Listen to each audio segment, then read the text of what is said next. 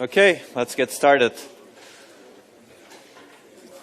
I guess the number of people who are here are the most dedicated ones. Looks like we have the long weekend effect here in play.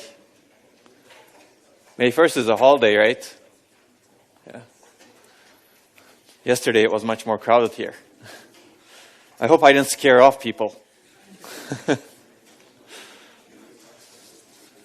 Okay, we're going to continue the pipelining issues. This could take forever, as I said, but hopefully we're going to finish today. And next week we're going to talk about higher performance execution models. But there are some basics that we need to cover first. And I'll flash some of these. Basically, hopefully you're doing the readings. I think all of this will be much more clear if you do the readings, preferably beforehand, before the lecture. But even after the lecture is fine. I cover some things that are not necessarily in the readings, so hopefully you pay attention to the lecture still. But these readings are important, I mean, especially this one, because you won't be able to find a concise version of how modern processors operate than this one. If you do not understand everything in this reading, that's fine, but understand the concepts that are covered in the lecture, for sure. Okay, now I've fixed the lecture announcement for sure. Although it's fixed in the earlier version as well. We did dynamic fixing. So this is what we were looking at, basically how to handle data dependencies. I'm going to finish this, and then I'm going to move to precise exceptions. And if time permits, we will go a little bit, we will have a little bit more fun with control dependence, which is branch prediction, which is a topic that's fascinated many, many people. But I don't know if time will permit. Let's see how far we can go. So I updated this based on the discussion we had yesterday. Basically, you need to detect dependencies in some way. There are 6 fundamental ways of handling flow dependencies. I said 5 yesterday, but it's true that there is another way if you actually detect the dependence, which is the out-of-order execution part, which I was not considering in the slide because we were talking about pipelining. But to be precise, I added that 6th way over here also. Basically, we talked about all of these, detecting and waiting, detecting and forwarding, detecting and eliminating the dependence at the software level. We'll talk about detecting the dependence and moving the dependent instructions out of the way such that you can execute independent instructions, which is out-of-order execution. That's next week. And we briefly talked about predicting the value. And we talked about doing something else where you don't need to detect at all. So these are very fundamental ways. They all have their principles and they all have their trade-offs. So let's talk about we finished with the stalling part. Basically, there are some dependencies where you can detect, but you cannot forward the value because the pipeline is structured in such a way and the latency of an instruction is in such a way that even if you forward the value, it's just too late for the previous instruction to capture it before it starts executing. This was the example with this load instruction, right? Load instruction produced its value at the end of this memory stage. And the AND instruction needed that value while that value was being produced, meaning while the load instruction was accessing memory, AND instruction actually required that value to execute in the register, to execute in the ALU stage. I should have had the previous slide, but basically, that's impossible to do unless you extend the clock cycle. If you remember the discussion yesterday, if you extend the clock cycle, get the data from the load and supply it to the beginning of the ALU in the same cycle, that's a bad idea. Now you actually have 2x the clock cycle potentially. So in this case, we did need to stall the pipeline, stall the AND instruction, which is shown in this figure basically. This load generates its value, results, at the end of this memory stage and latches the result. And that result is immediately forwarded to the ALU stage such that the AND can execute, but AND has to wait for one cycle over here. So there are cases where you cannot forward the data because of the pipeline structure in this case. If you designed your pipeline in some other way, you could potentially have forwarded this data, but then there are trade-offs, right? Again, maybe your clock cycle would be longer. Yeah. Maybe there are ways you could execute this load faster. I don't know. The problem is really load takes 2 cycles, right? The reason this is happening is load requires this stage and this stage. And it really takes 2 cycles to execute. 1 cycle to generate its address, 1 cycle to access memory. Whereas AND doesn't require 2 cycles. It just requires 1 cycle, and it just basically does nothing in this stage over here.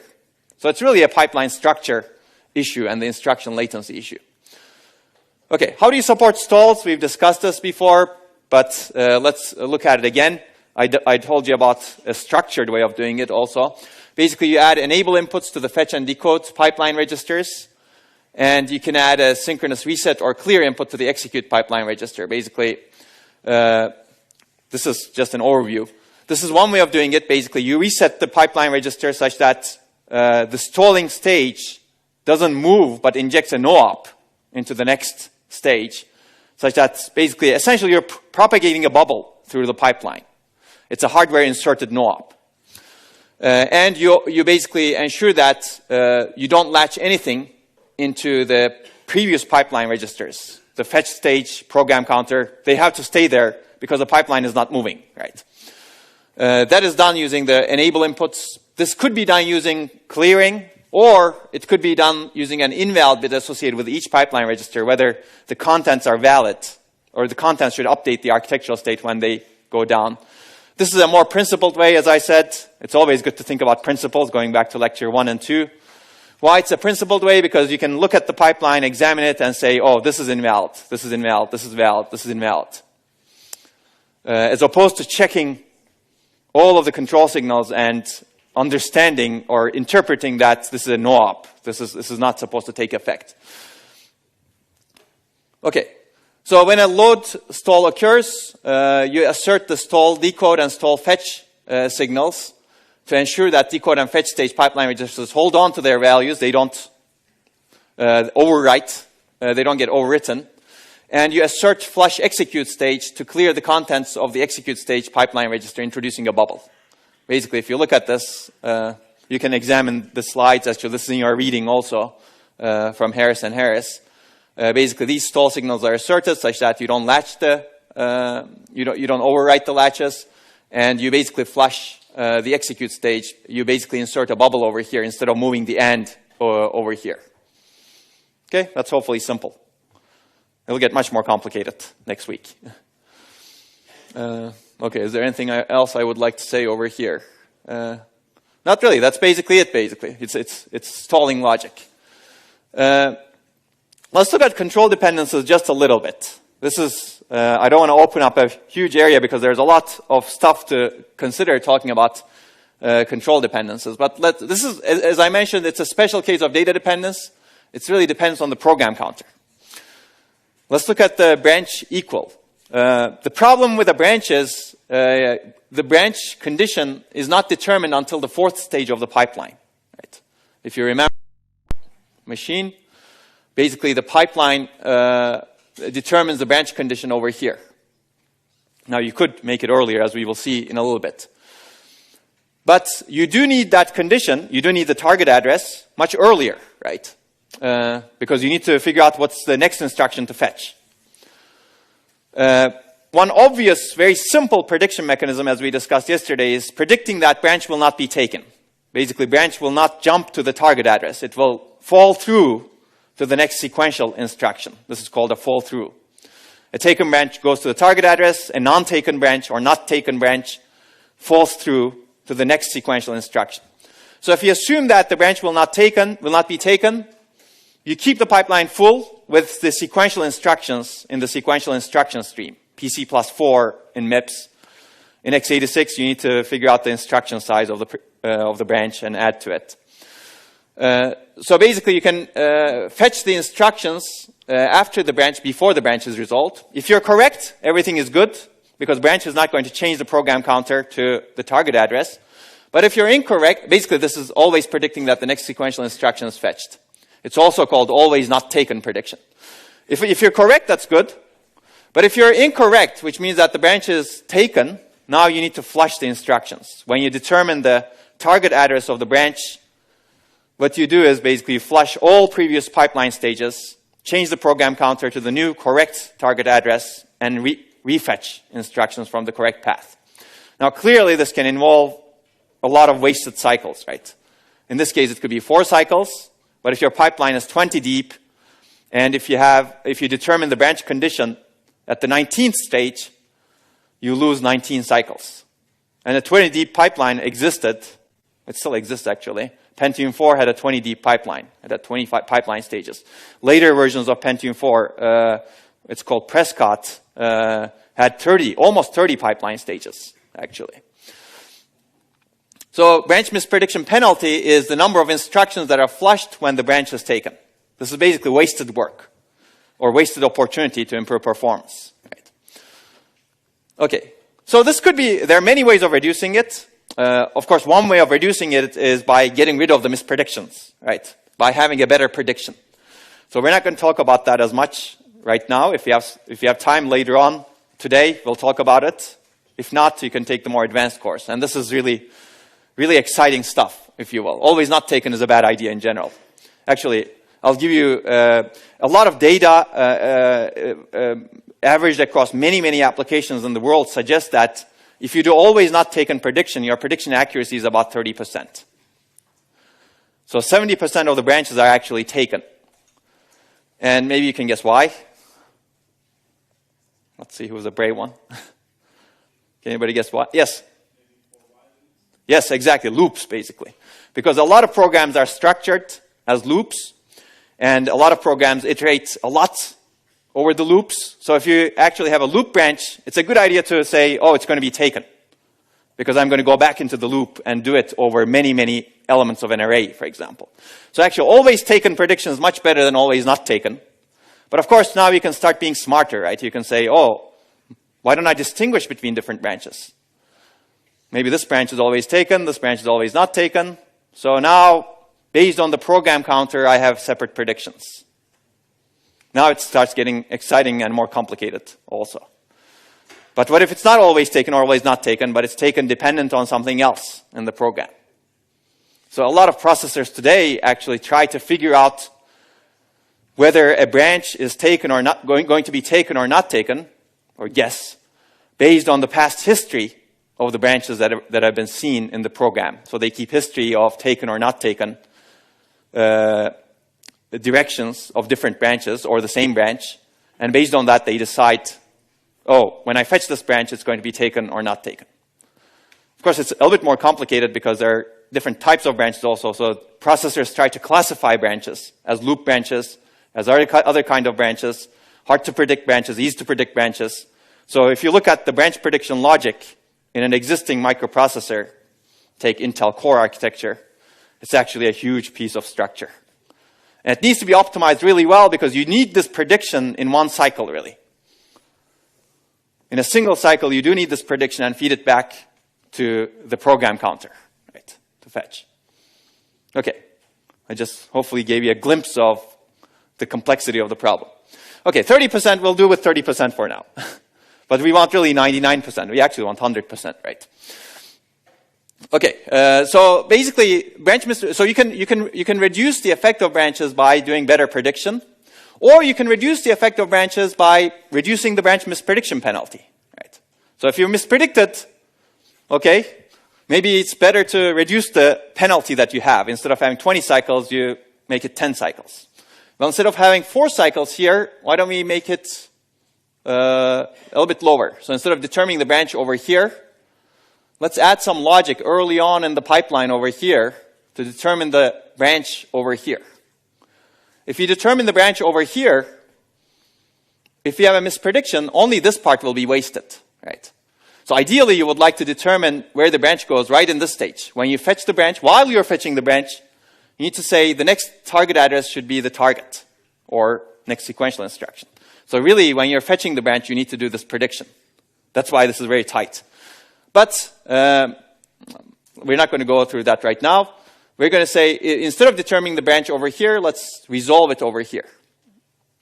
Well, okay, before that, let me give you the downside of determining the branch over here, right? So we're determining the branch over here, which means that this branch resolves at the memory stage remember, this is a branch equal, so you need to test the equality of T2 to T2 and T1 over here. And if they're equal, then you jump to the target address, right? So this, you do that computation over here, and then latch the target address, latch the condition, and based on that condition, you need to redirect the fetch engine. But you've already fetched 3 instructions over here. If the calculation says that you should jump to the target, you need to flush these 3 instructions and redirect the fetch stage to the correct program counter over here. That's what this is showing. So you basically wasted 3 instructions. Right. If you determine the branch a little bit earlier by adding specialized logic like this, basically you know the register values, right? If you look at, this is source register 1, source register 2, you need to check the equality of those. Basically, we add specialized logic that checks the equality of those source register values. And if they're equal, then we add special logic that selects the target address from this target address computation logic, right? So this is where we computed the target address. We kind of moved that over here also, right? This is where previously, this is where we computed the target address. But there's no reason we cannot compute it earlier. So we moved the target address computation earlier, and we moved this equality check earlier also. That way, you can actually compute the condition of the branch, as well as the target address of the branch in the second stage. Right? This is called early branch resolution. This is employed in many processors, actually, in maybe not in this not so great way. And I'll ask you why. This is not that great. But basically, you're introducing another data dependency in the decode stage over here. So if you do this, if this is fine, now you reduce the branch misprediction penalty, right? Because you compute the branch target address and the condition over here. And if it's not the next sequential instruction, you can redirect the program counter to the correct target address. And you just need to flush 1 instruction because you fetched only 1. Right. Okay, this is good. That sounds great. Now, as with everything else in engineering, and especially computer architecture, there are advantages and disadvantages to this. Well, I'll give you the advantages. Clearly, I've given you one advantage, right? You reduce the branch misprediction penalty. Basically, you reduce the cycles per instruction because you reduce the cycles wasted when the branch is mispredicted. What about disadvantages? Anybody tell me? Yes? Exactly. Additional hardware is one of them. There's additional hardware cost because you replicated that equality check logic. You could have done that in the ALU, right? What else? There are multiple. Yes? Introduce a new data dependency. That's right. Basically, you've introduced another data dependency over here. If you want to do it right, you need a new forwarding path, which translates into additional hardware. There's one more, which is similar to what you've seen earlier. Yes? Exactly, yes. You may have messed up your critical path here, right? Basically, now it's not only register read, but you've added an ALU operation, equality check operation here. And this may be your critical path. You read the registers and then do an ALU operation. Basically, those are, and then power consumption. There could be potentially increasing clock cycle time, critical path. May or may not be, depending on what's your critical path. So maybe you get a higher, higher time, clock cycle time, additional hardware cost. And this hardware cost is specialized and likely not used by other instructions also. And also everything else that comes with this additional hardware cost, right? Which is power consumption. Okay, so basically you need the data forwarding for early branch resolution because if the branch depends on the next instruction, this just doesn't work, right? Because you don't have the data forwarded to this stage. So you need additional data forwarding paths from this stage, as well as this stage, as well as this stage. Well, this stage you don't need because we assume that whenever you write to the register file, you write in the first half of the clock cycle, and whenever you read in the second half of the clock cycle. Again, which may or may not be a good idea also, depending on your critical path. Does that make sense? So as you move computation early, you need to move the data forwarding logic early also. So if you want to keep the pipeline moving, again, otherwise you may not get the full benefit of doing the branch resolution early. Okay, cool. I'm going to skip this. Basically this is just some Verilog code that shows how you actually design the stage. But hopefully you can do this in your sleep soon. Yeah. Or you'll get there. Okay, so doing better. Basically, what else can you do? As I said, we can guess whether the branch will be taken. So far, we haven't guessed that. And I've given you the idea. Basically, backward branches are usually taken because they're loop branches. And loops usually iterate more than once, more than twice. In fact, you can imagine a 1,000,000 entry array and you iterate the loop 1,000,000 times, right? So if you predict not taken, you get it right only once out of 1,000,000. If you predict taken, you get it right 1,000,000 minus 1 divided by 1,000,000 times. Right? Okay, or you could consider the history of whether a branch was previously taken or not taken. This could work well if the branch is taken, let's say, 4 times in a row and then not taken once in a row. It could happen also, depending on the structure of the loop. Maybe you can adapt to that pattern, right? Maybe you can recognize that pattern, and you can actually predict that.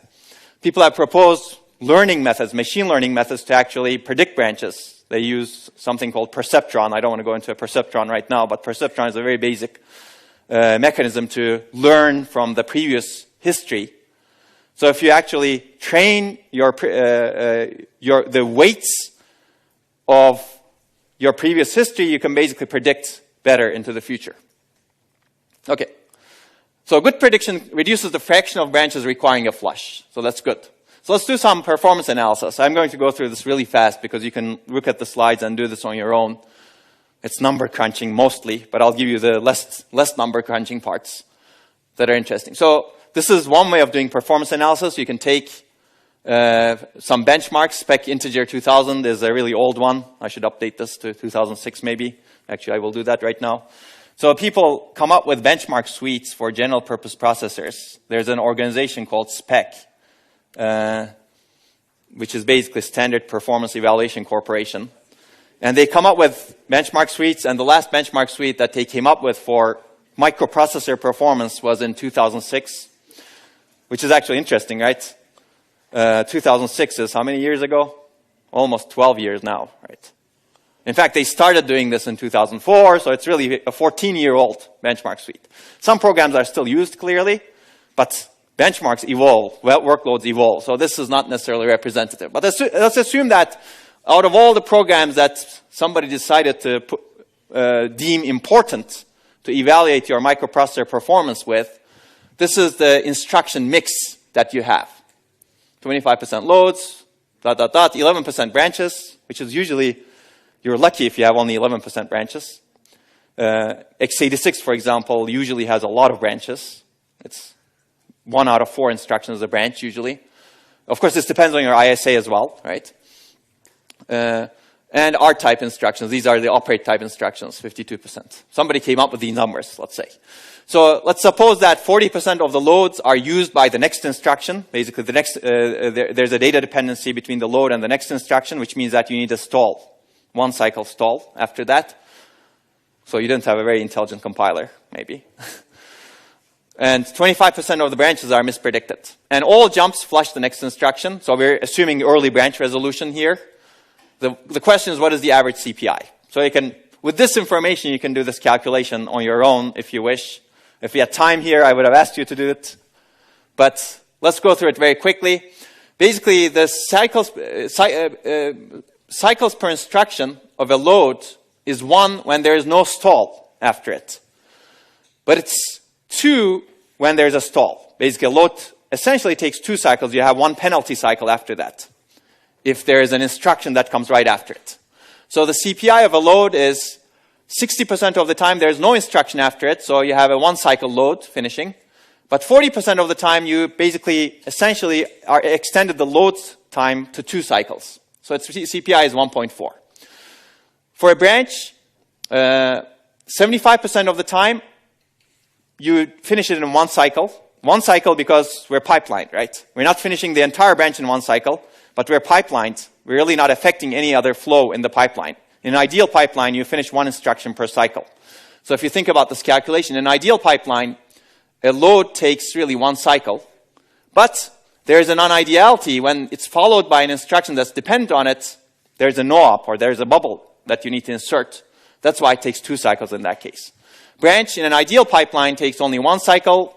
Well, the ideal in this case means you predict it correctly, and that happens 75% of the time, as I mentioned to you in the previous slide. In a non-ideal pipeline, you mispredicted 25% of the time. It takes 2 cycles. So its CPI is 1.25. So if you want to calculate the average CPI across all instructions, what you do is you take the CPI of the instruction times the fraction of that instruction in the entire instruction mix, which is from here. And we've already done the load, branch. Stores, jumps, and R-type instructions are always constant latency. Jump is an unfortunate one because it takes 2 cycles, right? Because we resolve the jump. Jump is always taken, right? Here we're predicting always not taken, so we're always mispredicting the jump, if you will. But we're resolving it in the second stage with the early branch resolution mechanism. So if you do this calculation, your average CPI is actually pretty good, 1.15.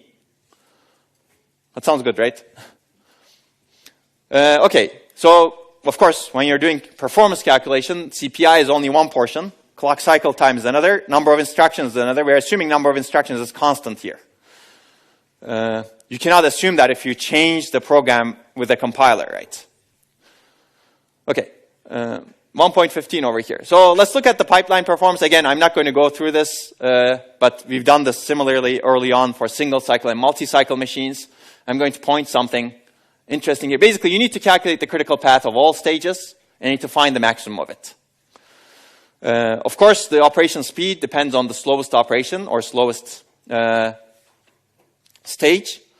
And remember, we had an assumption over here. Decode and write back use the register file and have only half a cycle to complete. That is why there's a 2 in front of them, basically. They really need 2x cycles to finish. Because you're assuming that you finish that operation within half a cycle after the write back completes. Now, that will turn out to hurt us. If you look at this equation over here, decode stage is actually very long. Why is it very long? Because I know the next slide. Next slide gives you the latencies of these different numbers over here. Of course, this depends on your design. But assuming these latencies, it turns out your critical path goes through the decode stage, which means that you have a really bad design. If you have a decode stage as your critical path in your pipeline, you should rethink your pipeline. That should almost never be the case. In my experience, there is no design in the world that's limited by its decode. Fetch, I understand. Memory access, I understand. I can tell you that you have a good design. But if your design is in the critical path is in your decode, then rethink. Okay, maybe we've done something bad. What have we done bad? I think I'll give you 2 reasons why this may be bad. One is we've done this early branch resolution in the decode stage, which extended our clock cycle. It's not clear if that's a good idea because now our clock cycle is bottlenecked by decode. So if you want to look at your performance analysis again, maybe you do that branch resolution somewhere else. Now that changes your CPI, that changes your clock cycle time. And you look at your execution time again. Well, we'll look at execution time in a little bit. And then you figure out whether your execution time improves. Right. The second thing that we've done over here is this assumption that we had. You write to the register file in the first half of the clock cycle, which means that you really don't do anything in the decode stage during that first half of the clock cycle because you need those register values. It's really a forwarding path. And then in the second half of the clock cycle, you read from the register file and do everything else that's needed with those registers. Now, this extends your clock cycle because you're really trying to do 2 things in one clock cycle, writing and reading. Maybe there's a better way of handling that, right? Okay, so the decode stage, but we're assuming that decode stage is your critical path over here, 550 picoseconds. If you do the calculation of the execution time, it's number of instructions times CPI times clock cycle time. And if you do this calculation, you get 63 seconds. Now, if you remember a few lectures back and compare this to single cycle and multi-cycle, it's much better. So we've designed a good pipeline processor. We improved performance, but we could have done better probably by better balancing the pipeline stages. So we got 50% performance improvement over single cycle. Remember, multi-cycle was bad because of various reasons that we've discussed. But clearly we've pipelined we have 5 pipeline stages, but we didn't get 5x the performance. Our pipeline efficiency is terrible actually, right? It's only 1.5. Well, you can think about why that is the case, right? Basically, this is always true. It's very difficult to get 5x improvement with pipelining. But this is also on the lower side, in my opinion. So you really need to rethink the design of the pipeline a little bit if you get numbers like this when you design a processor. Okay, any questions? Now we've done the performance analysis. Now, if you want to actually redesign the pipeline, you go back through all of this performance analysis. Your CPIs change, for example, if you change the forwarding paths, and your cycle time changes, and you might get a better pipeline design that actually bring this up to 2x. That's the beauty of architectural design. Now you have a lot of trade-offs to deal with. But your cost may change also. We're not evaluating cost over here, right? Okay, some questions to ponder. So we have a lot of interesting concepts that we've covered, and we're going to cover even more. I'm not going to answer all of these, but I think it's always good to think about what is the role of the hardware versus the software in data dependence handling. So if we punted some of these things to software, maybe we could have done better in terms of our clock cycle time, right? It's certainly possible. Or we could have done better in the load stalls that we see. So now you know software-based interlocking and hardware-based interlocking. Basically, these differ in who inserts or manages the pipeline bubbles. If you have software-based interlocking, software inserts no-ops for pipeline bubbles, if no-ops need to be inserted, or if the software is smarter, the compiler or the programmer who programs an assembly is smarter, they would find independent instructions and insert them over there such that you don't do that. Hardware-based interlocking, hardware can do exactly the same thing, except it inserts a bubble, or it finds independent instructions also, as we will see next week, right, to execute. So who finds the independent instructions to fill the empty pipeline slots? That's basically depends on who does this. And you can always combine these also, right? It's not, so the hard approach is software does everything, or hardware does everything, but there is a middle ground somewhere in between as well, right? You basically design both to fill the pipeline slots. And there are disadvantages and advantages of each. Clearly, pain to the hardware designer, pain to the software designer being one of them. That's always the case. But also complexity in terms of hardware complexity versus software complexity. And that's always a trade-off. And think of the performance equation as well. Basically, if you actually, so if, for example, software does the interlocking, inserts the pipeline bubbles, you're really increasing the number of instructions, right? You're not touching the cycles per instruction, but you're increasing the number of instructions. Whereas if the hardware is inserting the pipeline bubbles, you're really changing the cycles per instruction without changing the number of instructions that are coming into the machine. In the end, your execution time may be the same. Okay, so some more questions to ponder. I guess this is a very similar question. What is the role of the hardware versus the software in the order in which instructions are executed in the pipeline? I'll give you some terminology. So if you actually do software-based instruction scheduling, this is called static scheduling. Static meaning before runtime, before the program runs. Whenever you hear static, it's before runtime. If you do hardware-based instruction scheduling, it's called dynamic scheduling. Dynamic means at runtime. Now, there are trade-offs between these. Basically, static doesn't have information that's available to you at runtime, right? For example, if you want to predict the direction of a branch, you have no idea if you're doing it at the software level. And if we have time, we'll cover that. If you're doing it at the software level, you have no idea whether which direction previous branches went, right? Because you don't have that information. You generate the program before the program runs. If the hardware does the scheduling, if the hardware does the branch prediction, it can say, oh, I can collect information as the program is running. It's already running. It's too late for the compiler or the programmer to do anything.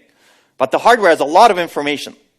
It can collect lots of information about, for example, whether loads are followed by dependent instructions, right? It can say, oh, I'm going to do something else for that. So this impacts different metrics, clearly. Performance and parts of the performance equation, as we discussed. Complexity, where the complexity is pushed to. Is it pushed to the software or the hardware? Power consumption. So if the hardware does dynamic scheduling, like out-of-order execution, power consumption actually increases significantly. But if the software does it, you really expend the power early on when you're compiling the program. But while you're running the program, hopefully the hardware is simpler. That was, again, the philosophy of MIPS, right? Reduced instruction set computers also. Reliability, I mean, that's something for you to think about. This is, these are supposed to be open-ended. Okay. Let's talk a little bit more about this because we're going to come back to this next week. So in the software-based scheduling of instructions, compiler orders the instructions and hardware executes them in that order, right? As we've discussed last time, compiler can find independent instructions. So in dynamic scheduling, hardware executes instructions out of the compiler specified order. But as we will see soon, hardware needs to reorder the instructions such that it's reported to the software in the compiler specified order. So the problem is, if you want to do software-based scheduling, somehow you need to know the latency of each instruction. Now, this is good if the instructions take a given amount of latency, right? If the load always takes one cycle. If the branch always takes one cycle. But in many cases, that information, there's some information the compiler doesn't know. And software scheduling, as a result, is very difficult. Now, we're not going to cover software-based scheduling in this course, but if you take the advanced architecture course, you will see it. Or if you take a compiler's course, you will see that. But it's good to know what information is not visible to the software. Can anybody guess? I've given you one example, right? The branch directions, for example. It's actually going to be one of those. What else? Yes? The value stored. That's right, the value stored. The value is not available to the compiler. And that value may affect the latency of an instruction, actually, depending on how you design the hardware. For example, I'll give you one example. If you know that the value of a register is 0, source register is 0 for a multiply instruction, you don't need to fire up your expensive multiplier. You just check for 0 and you say, oh, the result is 0 because I'm multiplying by 0. If you know that the value is 1, you just copy the source register to the output. The latency of that multiplier, that intelligent multiplier, is dependent on the value of the source registers. And that latency is determined at runtime unless the compiler can analyze the values and figure out all of the values or the necessary values.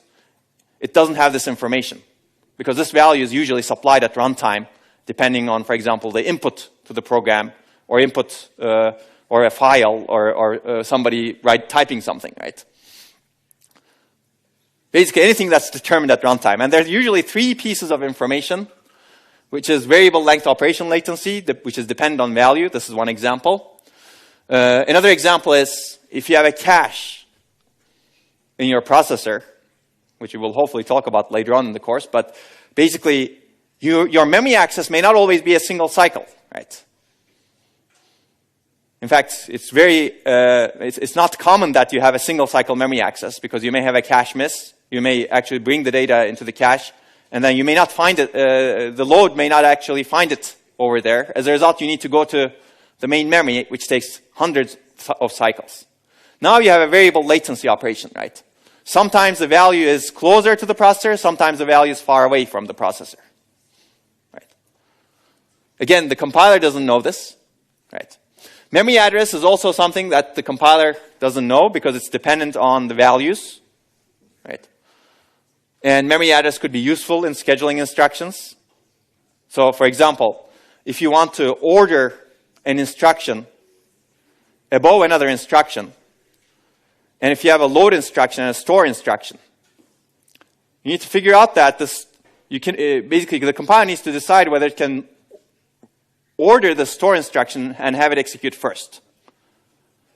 For the compiler to be able to do this, it needs to know that the load instruction, wait a second. Let's do the store and load.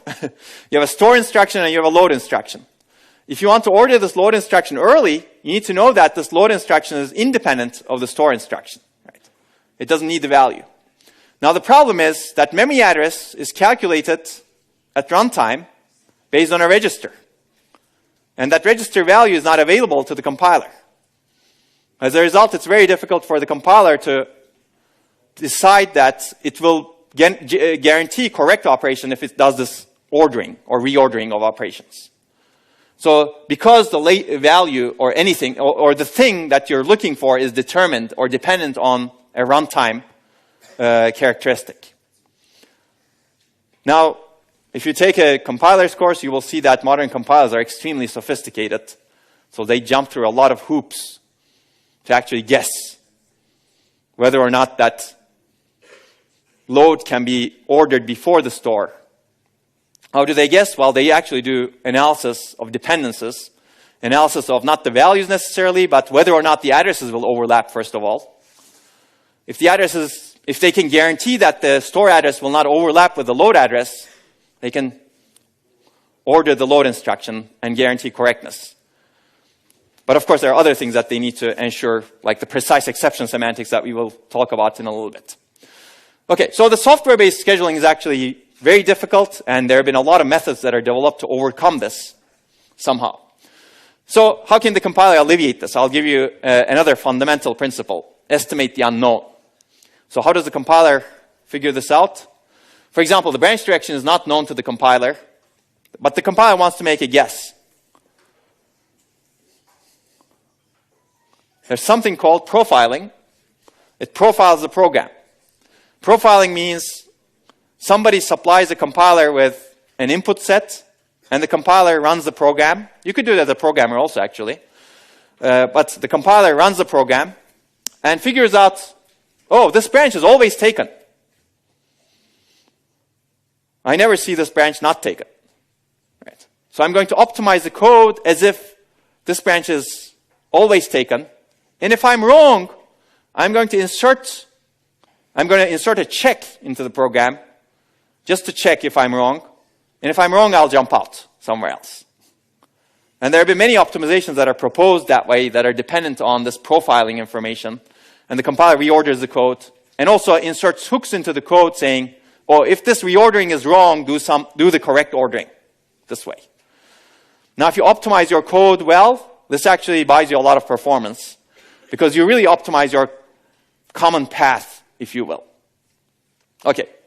Again, I won't go into this in detail, but you should really know the terms. Profiling is basically the action that the compiler does to try to alleviate the information that it doesn't know at runtime, but try to discover what could happen at runtime. Does that make sense? At the high level, at least. You may not know exactly how that reordering is done, and that's not the subject of this course. But if you're excited about this, you should definitely take an advanced architecture or compilers course. Okay, so let's move to the second key issue in pipelining and precise exceptions. But maybe I don't want to move here. Okay, let me actually move until we hear the bell ring so that you can think about it during the break. Basically, there's one issue that we sidestep. Not all instructions take the same amount of time for execution.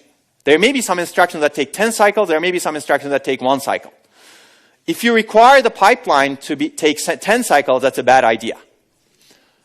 Basically, the idea is to have multiple different functional units that have different number of cycles. So basically, your pipeline now starts looking like this. Your integer add takes 1 cycle. Integer multiply, if you're lucky, takes 4 cycles. Floating point multiply takes much longer. Load store can take much longer, depending on where the data is. And the divide operation can take 50 cycles. Now, it doesn't. So these units can be pipelined or not pipelined within themselves individually.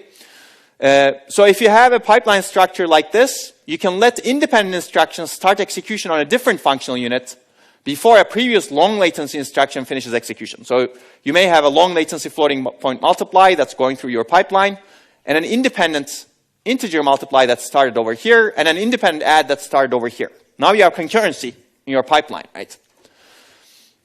Now there's a problem with this. Basically, because of this, let me finish this and then we'll take a break. Because of this, your execution may look like this, right? If you don't change anything in your pipeline, and I have a question mark over here, that's a write stage, you write back the result. Your execution may look like this. You have the floating point multiply and an independent add, and this is your time over here, and this is what you fetch. And then another floating point multiply and an independent add, and these are all adds that are independent. In a von Neumann architecture, I will assert that this is wrong. Why is this wrong? Yes? Because the writes should be sequential. Exactly. Basically, we've updated the architectural state in a non-sequential manner. In von Neumann architecture states that every instruction should finish sequentially. Right?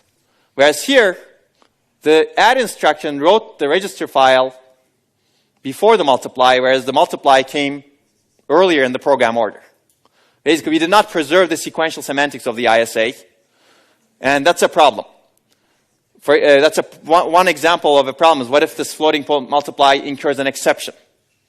If it generates an exception, I should have made the divide maybe. Divide by 0 gets an exception usually. Basically, if it has an exception, now you've updated a lot of registers over here. And if the programmer tries to figure out why does this exception happen, what's the state of the architecture at this point, they may go crazy, right? Because you updated the architectural state, whereas the programmer is relying on the fact that you can only update the architectural state when an instruction finishes, and you do it sequentially for every instruction. So that's the reason why we have precise exceptions, and that's what we're going to cover in the remaining half. So we can come back in 15 minutes. Now it's 14.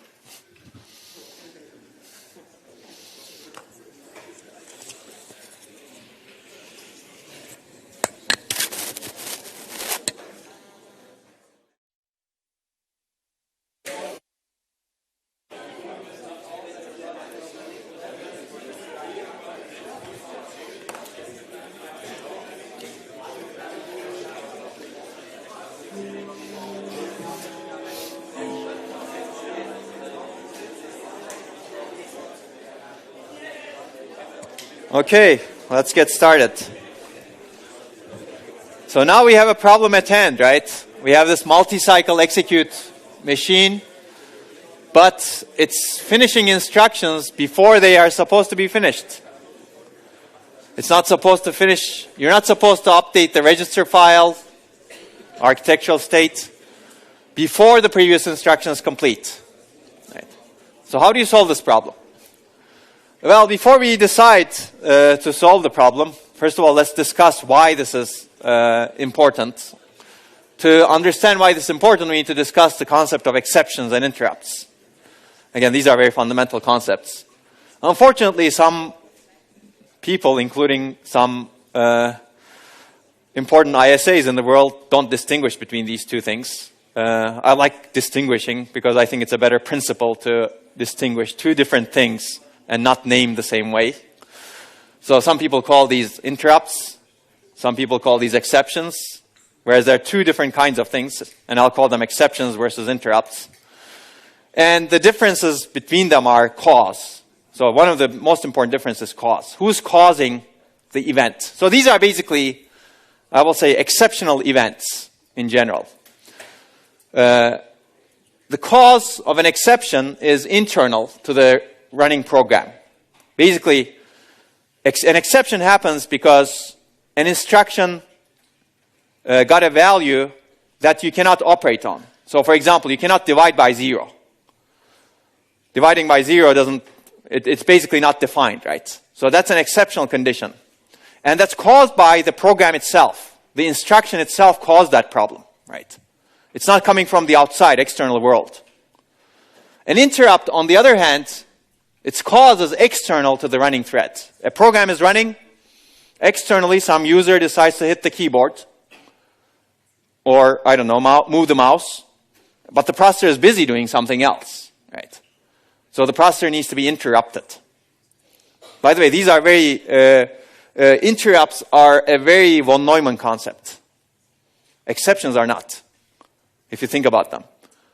An interrupt is an interrupt because von Neumann processor is a single processor, and it's doing something, and you need to interrupt it to do something else. Now let's stretch our minds a little bit. If you have a data flow computer, an interrupt is just another data input to a huge data flow graph, which is your execution environment in the processor. Right?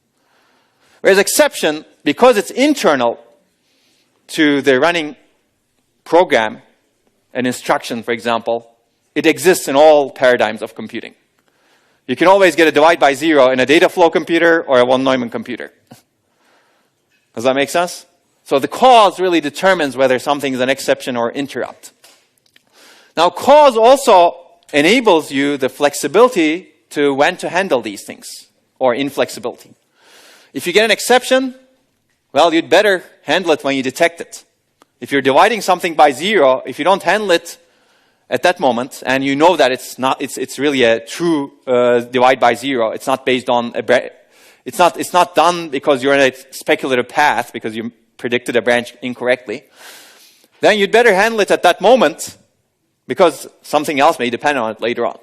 Whereas interrupts, most of the time you can handle it when it's convenient to do so. You don't have to interrupt the running program right at that moment to get a keyboard input, right? Or a network packet comes. You don't necessarily have to process it right away in the processor by kicking out some other program, right? You can handle it when it's convenient. Of course, when you handle it depends on the interrupt processing latency. For example, if you're doing packet processing on your CPU, your packet processing latency depends on when you decide to process that packet coming from the network, right? But there are some interrupts that are very high priority that you'd better handle very quickly. One example is power failure. That's an interrupt. If power fails, somewhere here, there's an interrupt that's generated to the processor saying, power is failing. It's up to you to do something about it. And the processor may decide to write data into persistent state such that everything is consistent, right? But we're not going to deal with those system level issues now. Again, that's an advanced architecture course. Or machine check when there's an error. Usually if there's a bit flip in memory and it's not corrected, it cannot be corrected, there's a machine check interrupt. This is the name of the interrupt. It's called machine check. That gets generated. That signals the processor. Again, this is usually a high priority one because if there's an error in your memory, you might want to do something about it before you do something else because you may end up reading that part, right? Okay. So there are other, basically priority of exceptions and interrupts are different. Priority is the priority of the process for an exception because it's really internal to the process or the running thread. And for interrupt, it really depends, right? How important is this interrupt? Power failure is very important, but something else may not be as important, right? And handling context. You don't need to know these as much, but these are the really fundamental ones. Basically, handling context means, because it's internal to the thread, it's really, how do you handle it depends on the context of the thread, architectural thread. Yes? I don't understand how the processor can do anything when there's a power failure. So that's, we didn't cover exactly how it could do anything, but it could, for example, well, maybe not the process, because the process, remember, power failure is an interrupt.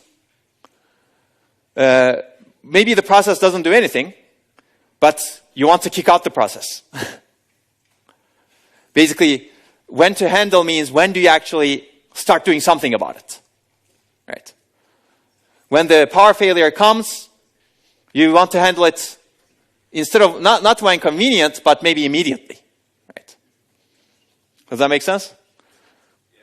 So the system needs to do something about it, perhaps. Okay. So let's get back to handling context. So the process handles the exception, whereas the system handles the interrupt. So you bring me to my point. That's good.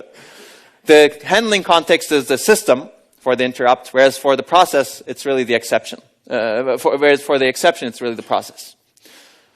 Okay. So in most cases, existing machines don't get interrupted if you get an external interrupt, they wait for a while. They at least wait until they finish whatever instructions are in the pipeline and drain the pipeline, and then they handle the interrupt. That makes sense because you've already done a lot of work to process some instructions. you'd better wait for a while and then handle the interrupt after you finish that work so that you don't waste power. But exceptions, you got to handle them right away. Okay, so what's precise exceptions and interrupts? Basically, the architectural state should be consistent or precise, as I will define it in a little bit, when the exception or interrupt is ready to be handled. So what does this mean? In the von Neumann architecture, all previous instructions should be completely retired. Retired means finished and updated the architectural state. Architectural state is registers, architectural registers, and program counter. And no later instruction should be retired. Basically, you have a clean slate between two instructions. Anything before this instruction is done completely and update the architectural state, and anything after this instruction has not started yet, done nothing to the architectural state. So retire is also used as commit. You'll see this terminology. It means finishing execution and updating the architectural state. Some people also call it graduate. I guess it's similar to graduating from college or somewhere, but I don't like that term as much. And it's not as commonly used also. So let's see what happens. First of all, before we go into this, how do you support it? Let's see what happens when you actually decide to handle an exception, let's say. Basically, we're going to look at exception right now because interrupts, as I said, it could be handled when convenient. So when the oldest instruction in the pipeline that's ready to be retired is detected to have caused an exception, the control logic needs to do multiple things. First, it needs to first ensure that the architectural state is precise, as we've discussed in the previous thing. This means register file, PC, and memory are not updated by any later instructions. They are completely updated by all previous instructions. It flushes all younger instructions in the pipeline, such that the pipeline is cleared for processing the exception handler, which is the exceptional thing that you need to do to handle the exception. It saves the program counter and the registers as specified by the ISA. Most ISAs, all ISAs actually define how to handle exceptions and interrupts. Basically, they say you need to save the program counter to the stack. You need to save the registers to the stack, and such that you can go back to it when you resume the process. And it redirects the fetch engine to the appropriate exception handling routine. Basically, depending on the type of the exception, it finds a program counter, and it loads that program counter and the architectural registers as needed to execute some exception handling code. This could be system level code, basically. For example, when you get a divide by zero, you could have an exception handler that's a specialized one that tries to check why you got the divide by zero.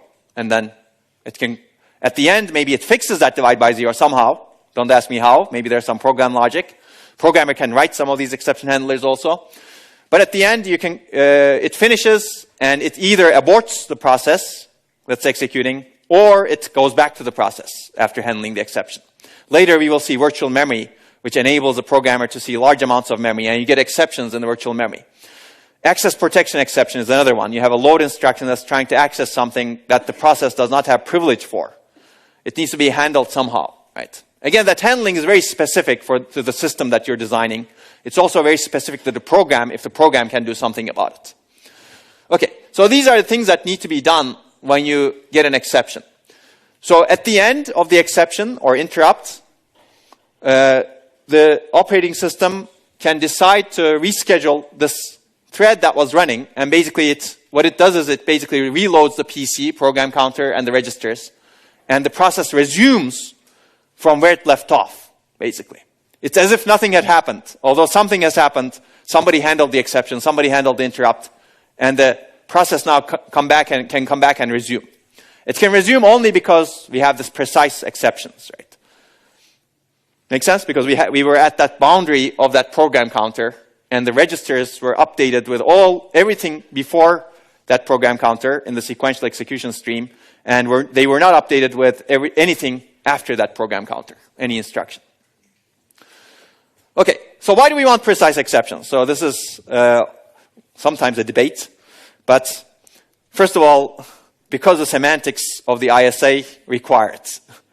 If you have this contract, you'd better obey the contract, because people may write software that assumes the contract, and if you disobey the contract, they will come at you. And for good reason, because you made them crazy, perhaps, right? So basically, there is a contract. This is basically the very legalistic, if you will, approach. This contract needs to be obeyed. But why is there a contract? Why is this in the ISA, in the ISAs that obey the von Neumann model? It's not in the contract in the data flow. There's no precise exception in the data flow. And that's exactly why data flow machines are very hard to debug. So first reason of having precise exceptions is aids software debugging, basically. As I told you earlier in this example, let's go back to it very quickly. If you have imprecise exceptions, if for some reason you get a fault over here, an exception over here, now you need to debug the program. Where do you even start? Because these instructions may have updated the architectural state, so you don't know which instructions have updated and which instructions have not updated. And this may change. Even if you know the pipeline structure, this may change because you may have dynamic latencies, as we discussed, right? The latency of an instruction may change depending on the values, depending on the events, depending on whether or not your memory access takes 1 cycle or 5 cycles or 10 cycles, based on your cache hierarchy, based on your memory. So it becomes really, really hard to debug. You really want a clean slate to be able to debug.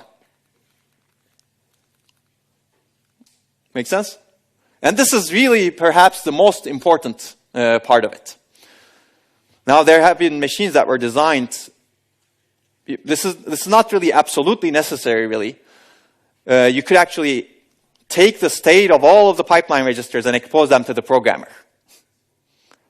And there have been machines that were proposed and designed that do that. They don't have precise exceptions, but they say, okay, I don't have precise exceptions. I'm not going to be bound by, and there are reasons why not precise exceptions. Also, performance could be an issue, right? As we will see in a little bit. The machine says, programmer, here's my microarchitectural state. Here are all the pipeline registers. Good luck. Figure out what happened on your own. Debug your program. Sounds bad, right? You don't want. It's already hard to write programs to begin with, write correct programs. If the debugging is even harder than that, then you have a problem. Right? That's usually a bad design choice.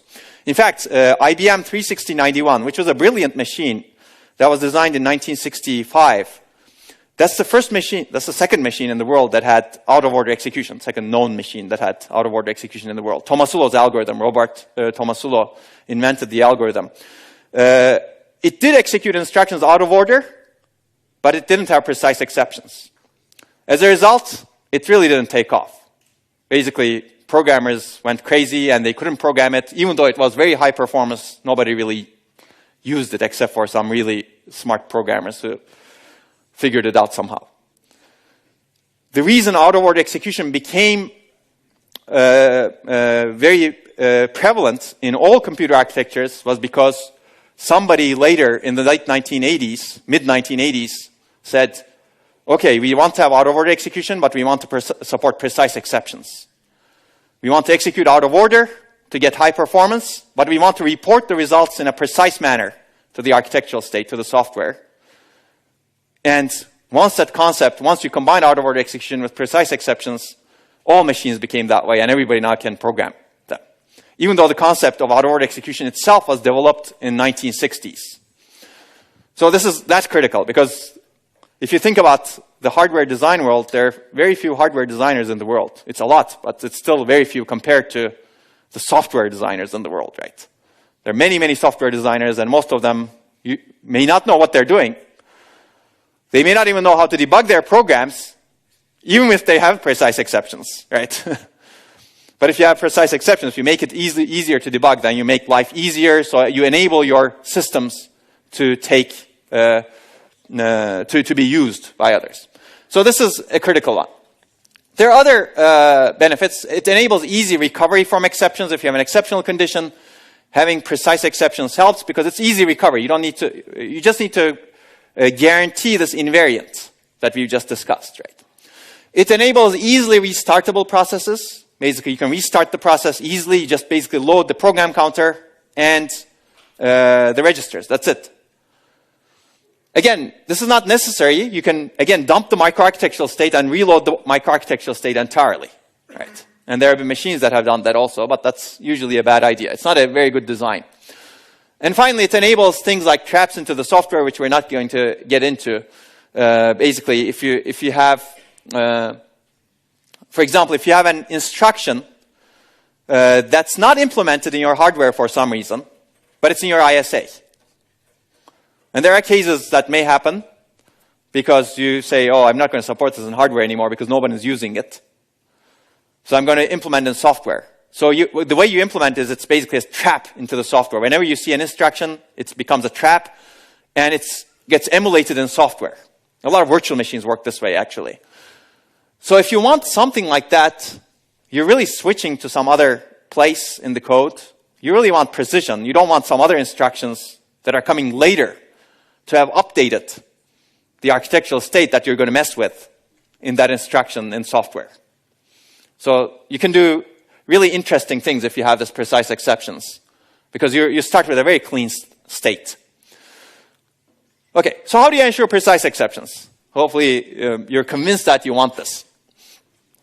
One option is to make each operation take the same amount of time.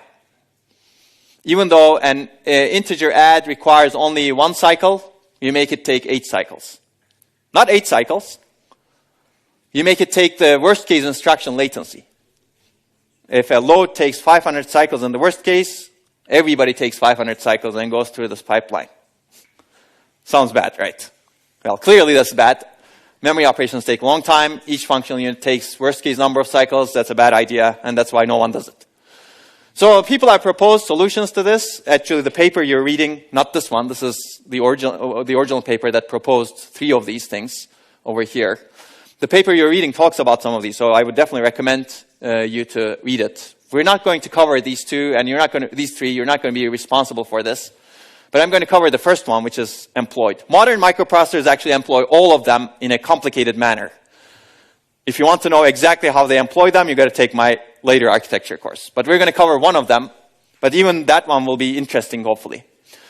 Yeah, it's amazing what goes into a modern out-of-order processor. You really need to do all of these to get high performance, basically. Okay, so we'll not cover these, but we'll cover this first one. And the first one is very intuitively simple, right? You can complete instructions in any order as long as at the end you reorder them. You reorder them such that you obey the program order, sequential order. Makes sense, right? Before making results visible to the architectural state. So basically, again, this is my drawing of a pipeline, but the most important parts are here. You have a register file, you have a bunch of functional units which may take different number of cycles. And at the end, instead of writing to the register file, you write to a reorder buffer, which reorders all of the instructions sequentially. And when the oldest instruction is done, then it takes the value of it and writes it into the register file. When the next oldest is done, it takes the value of it and writes it into the register file. Basically, it writes back into in the sequential order. So how does this work? Basically, first, when an instruction is decoded, it reserves the next sequential entry in the reorder buffer. Reorder buffer is a sequential structure.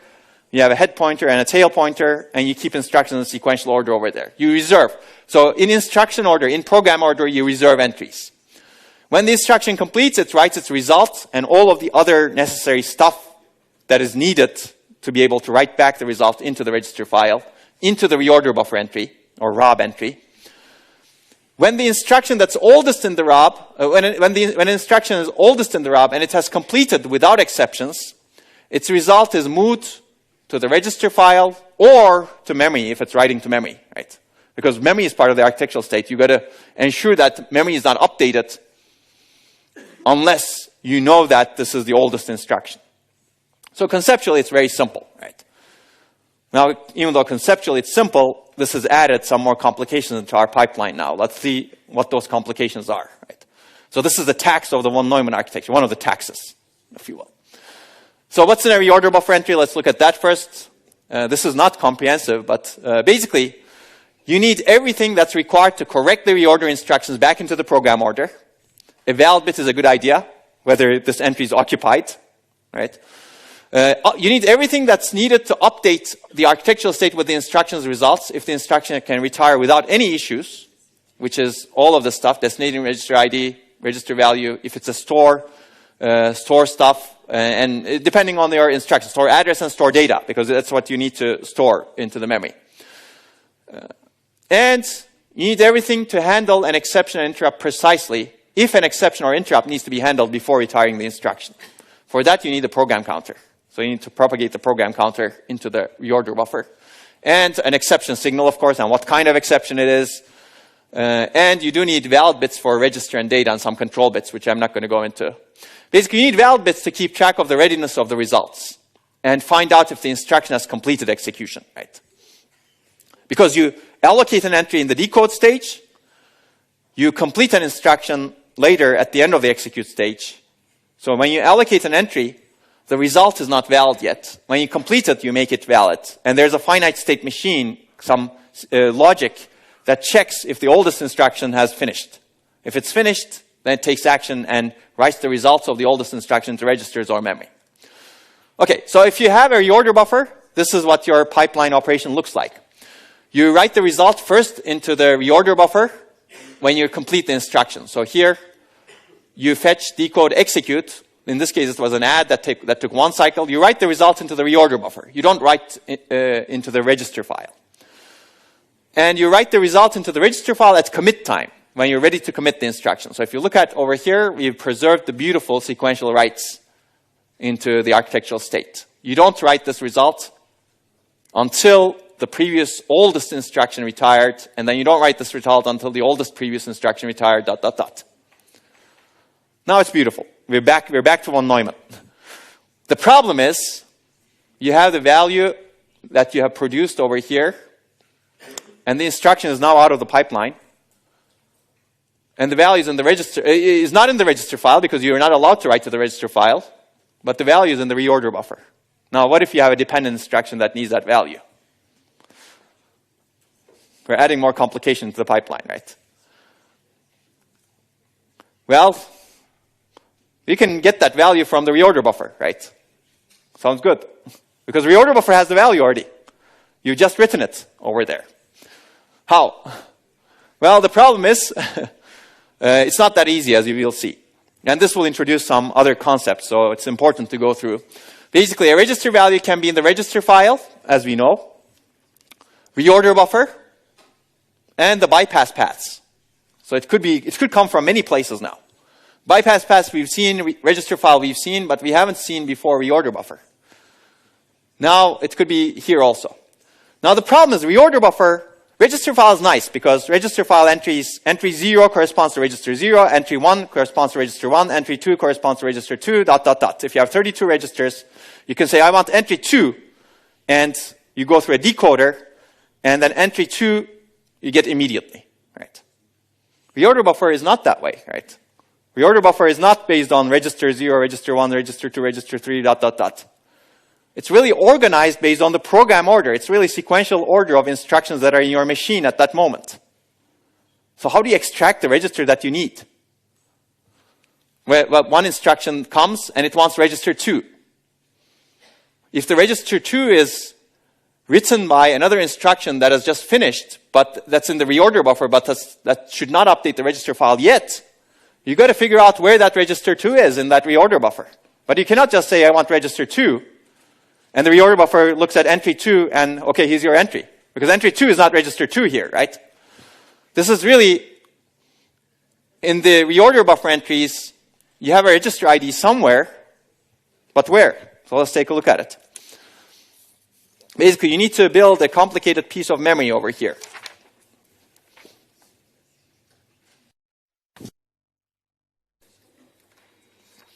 So if we do this, if we get a reorder buffer, so this is our reorder buffer. I'll call it Rob. And let's say this is the oldest instruction over here, and this is the youngest instruction. Remember, oldest instruction, and some of them may have finished. I'm going to focus on some entries over here. So you have a bunch of entries. So one field over here is the destination register ID. Looks good. And whether the destination register has finished, basically whether the instruction is completed. Let's say if the destination register is valid or completed.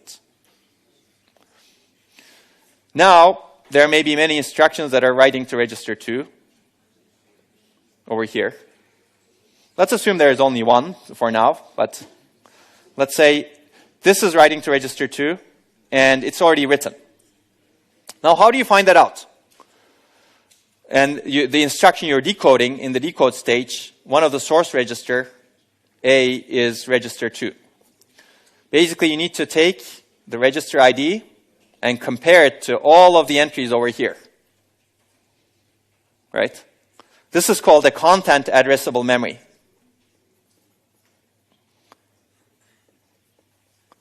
Basically, you're searching the memory based on the content that you're looking for. Oh, it's also called a CAM, basically. Basically, the register ID, if it's 5 bits, this is basically 00010, right?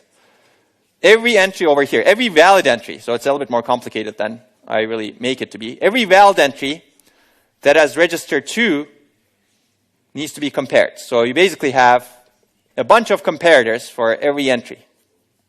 So if your reorder buffer has 128, you have 128 comparators.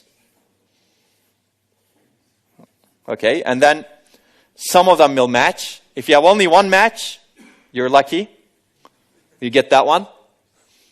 If you have multiple matches, some multiple instructions may have written to R2, right? Because this is, again, a dependency that's not real dependency. Right after write is not a real dependency. So we can eliminate those. So if multiple matches, you got to supply the value that's from the youngest match. Right? So it's a more complicated logic than even this content addressable memory. You get the you index, you search the structure with the content of the value that's stored somewhere. You find the matches, and you take the youngest match. Youngest meaning that's closest to this pointer over here. And if it's valid, now you can get the value from the reorder buffer. Right? That's the idea. So that's the complexity of this logic.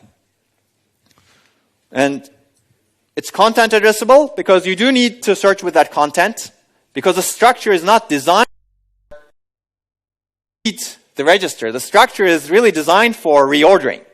That's why you need to keep the instructions and the order in there fetched. Okay. As opposed to register file is called random access memory. Random access means you can index it with the address, and that index that you use is the address of the entry. That's why you don't need to do the search. You basically index 0, the address gets decoded, and you get the 0th entry. That's it. Okay, so this becomes complicated because of this reason. So now it's content addressable memory. Now you know what a content addressable memory means conceptually, and hopefully you know how to design it. So if you think about it a little bit, you'll figure out how to design these comparators.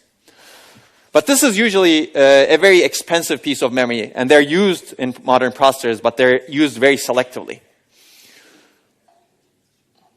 Some people have argued that a lot of our brain works this way. You don't index the brain with just an entry address, but you index it with content. You get an input content, and you get a lot of association based on that content, right? Which may make sense, but it's very complicated. It's very costly in terms of hardware. Okay, so how do you simplify this? Let's try to simplify this a little bit. We're going to simplify it, but we'll introduce another concept while we're simplifying it. So if you want to simplify this, if you don't want to do the search content addressable memory, you could actually turn this into a more random access memory. How do you do that? Well, the idea is to use indirection. Instead of doing the search in parallel, you basically search sequentially. What does that mean? You first access the register file first. Check if the register is valid. Remember the valid bits in the scoreboard? So you need to know whether you should read the register from the register file. If the register is valid, that means that somebody has written to the register file and there's no other copy in the pipeline that exists. There's no instruction that's writing to it. So you first access the register file. Let me do this first. If the register is valid, that's good. You get the data from there. Now, if the register is not valid, you make sure the register file stores the ID of the reorder buffer entry that contains or that will contain the value of the register. And you know this, right? Whenever you're decoding an instruction, you can say you're allocating a reorder buffer entry. You basically say, oh, this register in the register file is not valid anymore, but it's going to come from this instruction that I just put into this reorder buffer at this location. You can note that in the register file, for example, register 2, whenever you're decoding an instruction that is writing to, let's go back. Well, I don't know why that didn't work. Whenever you're decoding an instruction that's writing to register 2, for example, what you do is, this is the register file. It has valid bits, 0, 1, 2.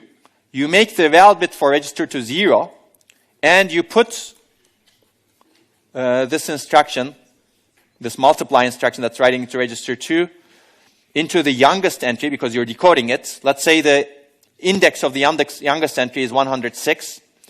You basically take that index and place it into the register file, 106. Now, if someone else needs that register 2 later on, they can come and check this entry, register 2. I want register 2.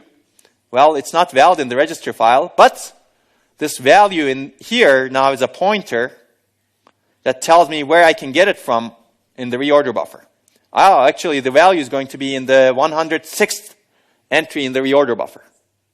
Now I have stored a pointer in the register file. It points to a location in the reorder buffer. Now I've gotten rid of that content addressable memory. Right? Does that make sense?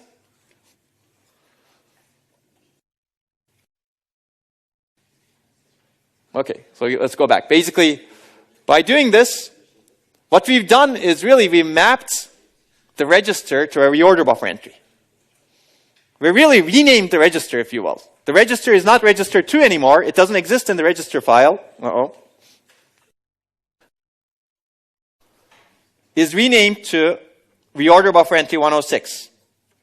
And if someone else needs to write to register 2 again later on, let's say, they write to it, it's still invalid, and they get allocated reorder buffer entry 128, let's say.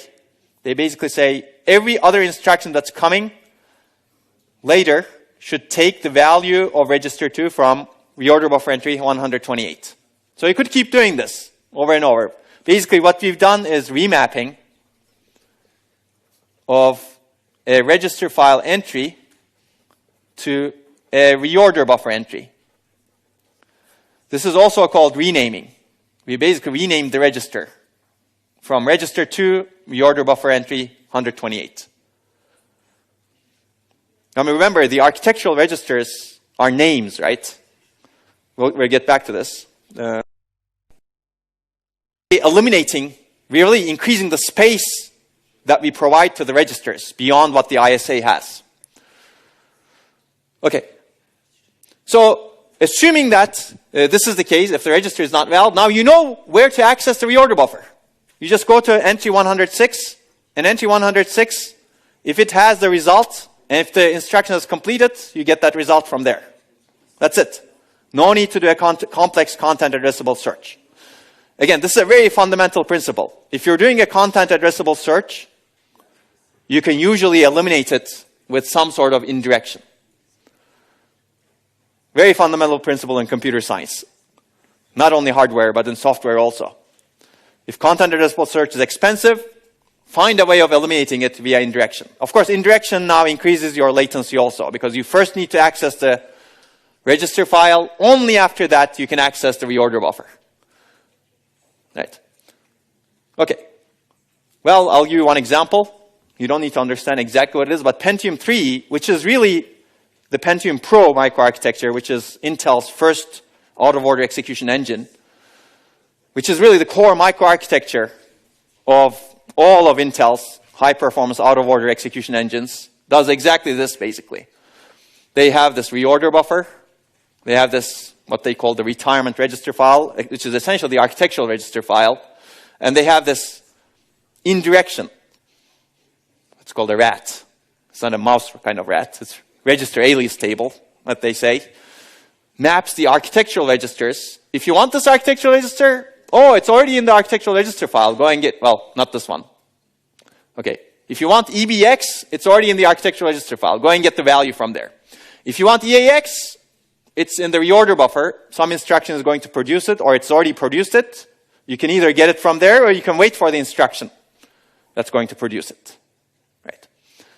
And this exists And this is actually exists in almost all processors today.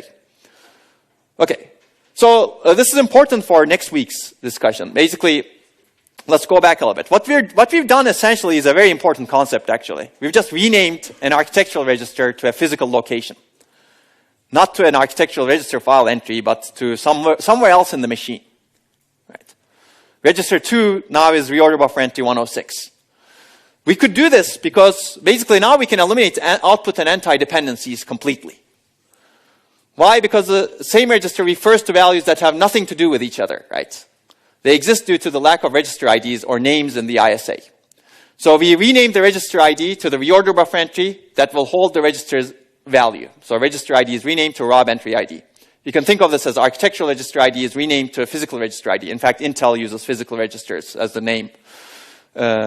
And after renaming, reorder buffer entry ID is used to refer to the register. Now what you can do is, first of all, you can eliminate the that are anti and output dependencies. Basically now in the reorder buffer you can have many instructions that write to register 2, but they're stored separately. They're not stored in here, but they're stored in the location that's provided in the reorder buffer, right? So you can have actually 1, 2, 3, 4, 128 copies of register 2. You've increased the space that you provided. You were out of names in the register file. You had only 8 registers, for example. You can have 128 over here. And not be, now you're not limited by those anti and output dependencies. The second thing we have done by renaming is now we can link the instructions. What we can do is, I made a kind of a mess over here. Let's try to correct the mess. Okay, that looks good. Now, this is your register file. I'll call it RAT, just like Intel does, register alias table. You have a val bit, and if the val bit is good, the value is good. If the val bit is 0, you have a pointer to the reorder buffer. Now, when you get an instruction to the machine, if it says add R2, R5 into R8, you basically check R2, R5. What you can do is, you check R2 and R5. Now this could be 0. You get the reorder buffer entry, let's say 106, just like in the previous. You can rename this to ROB106, and let's say R5 is valid, so you get the value, I don't know, 5,000. And this is value 5,000. And then you write the result into R8. Now R8 will become 0 when you're decoding it because this is going to produce the value. And you're going to store a pointer to the reorder buffer entry that you're allocating to this, which is, let's say, I don't know, 115.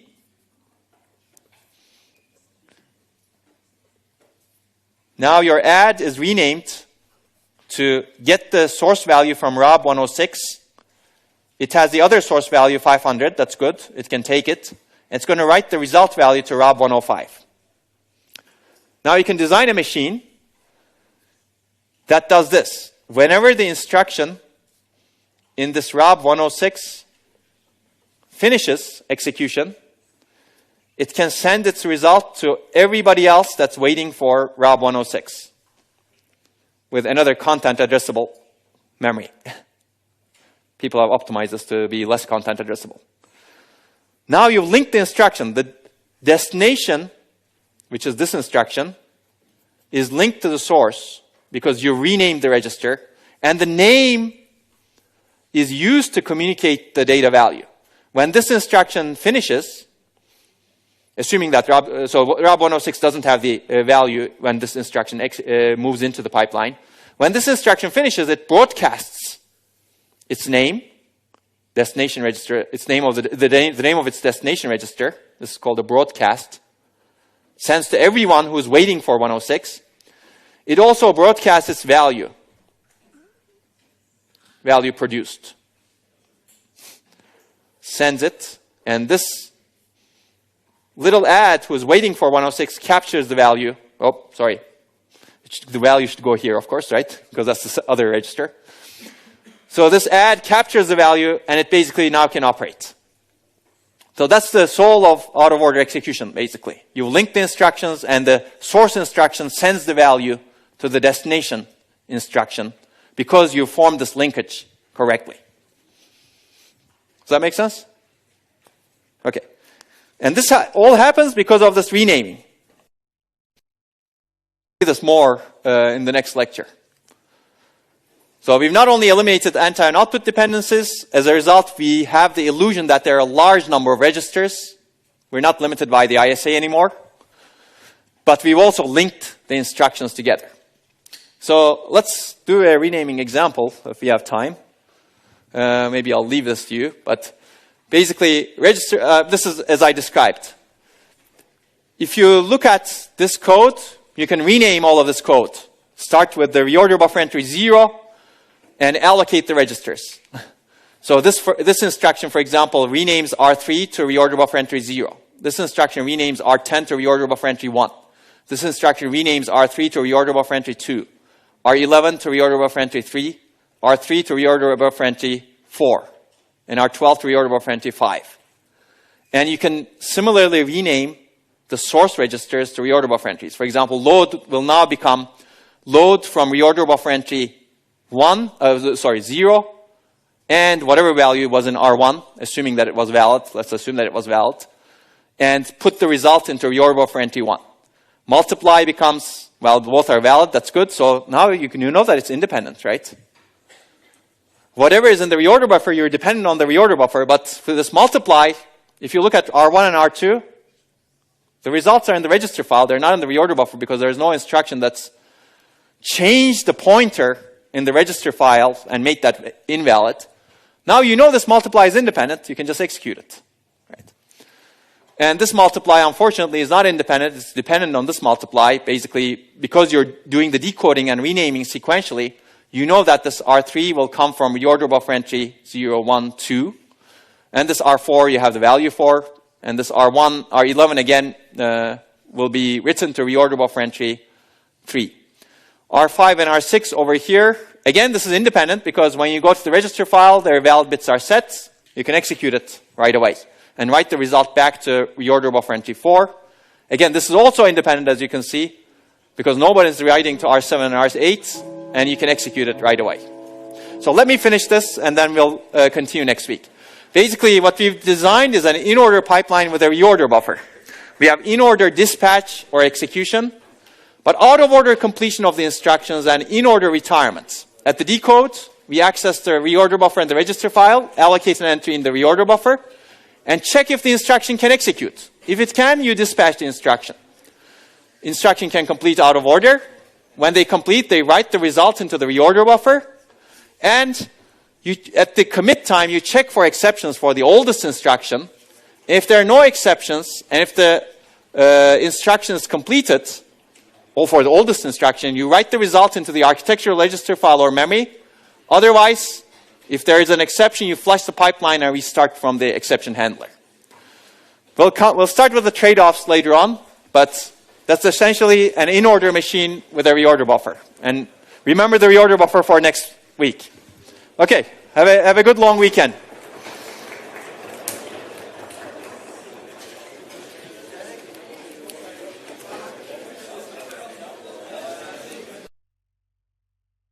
I wanted to ask you, Forte,